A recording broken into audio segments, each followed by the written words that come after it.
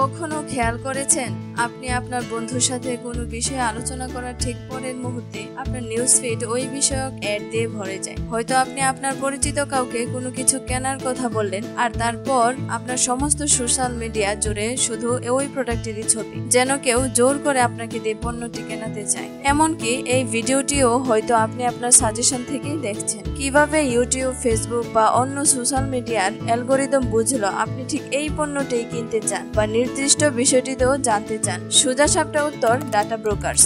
Data brokers কি, আর কিভাবে বা এটি আমাদের জীবনকে প্রভাবিত করছে, কিভাবে বাঁচা যায় ডাটা ব্রোকার্সদের হাত থেকে, এই সব কিছু নিয়েই জানার পৃথিবীর আজকের ভিডিও। কেউ সবসময় আপনার উপর নজর রাখছে, আপনার পছন্দ অপছন্দ জানার চেষ্টা করছে। ব্যাপারটা বেশ ভীতিকর, তাই না? হয়তো ভাবছেন, ধুর, আমি আর এমন কি গুরুত্বপূর্ণ ব্যক্তি যে কেউ আমার উপর নজর রাখবে? কার এত অফুরন্ত সময়। কিন্তু প্রিয় দর্শক, আপনি জানলে অবাক হবেন, আপনার পছন্দ অপছন্দ, কোথায় ঘুরতে যাচ্ছেন, কি খাচ্ছেন, কি কিনছেন, সবকিছুই কিন্তু নজরে রাখা হচ্ছে। শুধু যে নজরে রাখা হচ্ছে তাই নয়, নিয়মিত বেচা কেনা চলছে। মূলত যারা বিভিন্ন সোশ্যাল মিডিয়া বা অন্য কোনো ভাবে তথ্য সংগ্রহ করে অ্যাডভার্টাইজিং এজেন্সি, ইন্স্যুরেন্স এজেন্সি সহ অন্যান্য জায়গায় বিক্রি করে লাখো টাকা কামাচ্ছে, তাদের বলা হয় ডাটা ব্রোকার্স। এই ইন্ডাস্ট্রি আপনার কল্পনার চেয়েও বড়। এই ইন্ডাস্ট্রির বর্তমান রেভিনিউ 200 বিলিয়ন মার্কিন ডলার এবং প্রতি মুহূর্তে এই সংখ্যা বাড়ছে। হবেই না বা কেন? শুধুমাত্র 2020 সালে প্রতি সেকেন্ডে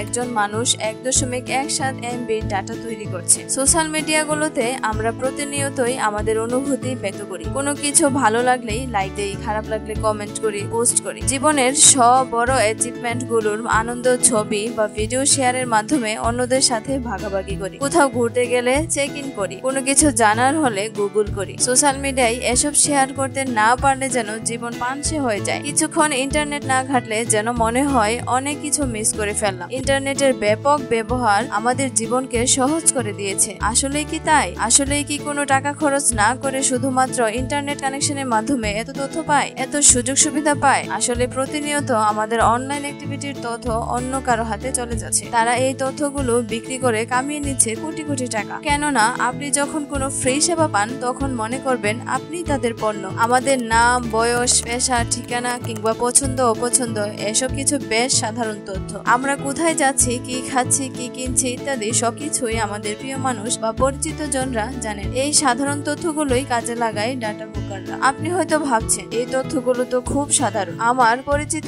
অপরিচিত অনেকেই জানে, এগুলো বিক্রি করার কি আছে? আপনার একার তথ্য বিক্রি করা না গেলেও হাজার খানেক লোকের পছন্দ অপছন্দ বা কেনাকাটার তথ্য কিন্তু অ্যাডভার্টাইজিং এজেন্সির গুলোর কাছে সোনার খনির মতো। তারা এই তথ্যগুলো নিয়ে কাকে কি ধরনের অ্যাড দেখাতে হবে তা ঠিক করে। ফলে আপনি বন্ধুর সাথে কথা শেষ করতেই একের পর এক পণ্যের অ্যাড দেখতে পান। ইউটিউবে ঢুকলেই সাজেশন থেকে নিজের পছন্দের ভিডিও দেখতে পারেন। আপনার তথ্যগুলো নিয়ে ডাটা ব্রোকাররা আপনার নামে একটি প্রোফাইল তৈরি করে। এরকম অনেকগুলো প্রোফাইল অ্যানালাইসিস করে সহজেই কিন্তু সবার জন্য উপযোগী অ্যাডভার্টাইজমেন্ট তৈরি করা যায়। এই তথ্যগুলো যে শুধু অ্যাডভার্টাইজিং এজেন্সিগুলোর কাজে লাগায় এমন কিন্তু নয়। এই তথ্যগুলো ব্যবহার করে ইন্স্যুরেন্স কোম্পানিগুলো আপনার জন্য উপযোগী প্ল্যান তৈরি করে, যেন আপনি না বলতে না পারেন। ব্যাংক এই তথ্যগুলো ব্যবহার করে আপনার লেনদেন কতটা স্বচ্ছ তা যাচাই করে। আচ্ছা, ওয়েবসাইট ব্রাউজ করার সময় প্রায়শই কুকিজ শেয়ারের অনুমতি চায়। কখনো ভেবে দেখেছেন কুকিজের কাজ কি? এটা কিন্তু মোটেও খাদ্যদ্রব্য নয়। এই কুকির মাধ্যমে আপনার ব্রাউজ করা সকল ওয়েবসাইটের তথ্য